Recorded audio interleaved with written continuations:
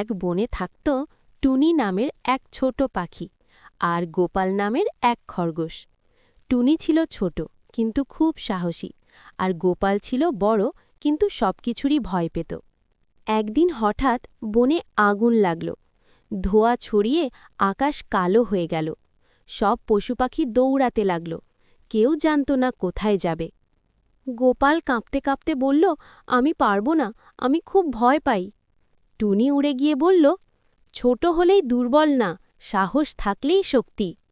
টুনি নদীর কাছে উড়ে গেল। সে ঠোঁটে করে পানি নিয়ে আগুনের ছোট ছোট জায়গায় ফেলতে লাগল। গোপাল তখন লজ্জা পেল।